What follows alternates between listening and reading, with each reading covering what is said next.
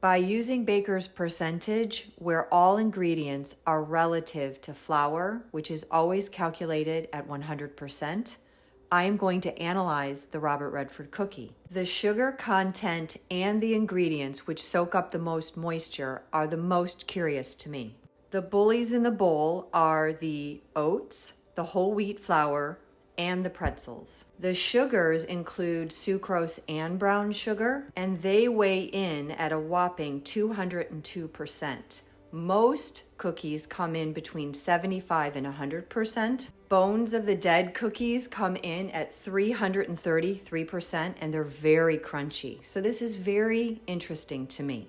I begin by sifting the dry ingredients. The oats obviously can't fit through the Tammy screen, so I use a whisk to make a cohesive mixture, which gets me on the way to a cohesive batter. The only fat in this cookie is butter, and the two sugars are brown sugar and sucrose.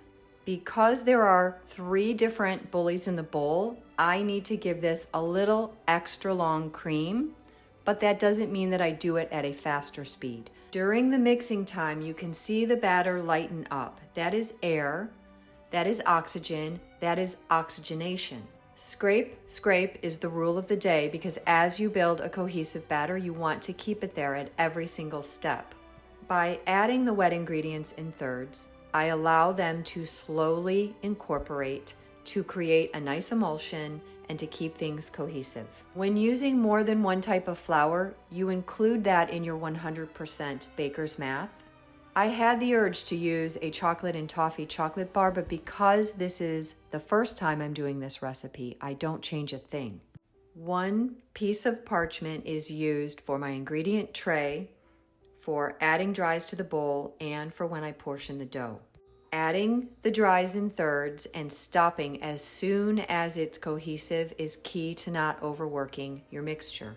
Natural pretzels are much harder and they absorb more moisture, so next time I would use a conventional pretzel rod. To avoid overmixing when you add inclusions, use a spatula or just a quick turn of the paddle. Everything in your baking comes down to consistency, and that includes how you scoop your cookie dough. By taking the disher and running it along the edge of your bowl and pushing it along your pull-off spot, which should be the same each time for cleanliness, you're going to get the same amount compressed inside the disher. All cookie doughs need to be stored in the cooler overnight so that the starches and other ingredients can hydrate. And it's never been more important than with this particular recipe because of so many bullies in the bowl. I tested one cookie after 2 hours in the cooler and it came out very crunchy. For this cookie, success means that it gets an overnight rest in the cooler, that you understand that the high sugar content is going to make a crispier cookie, and that all of your bullies in the bowl are going to require a little longer cream. You will make these adjustments and you will have a beautiful, chewy, delicious cookie.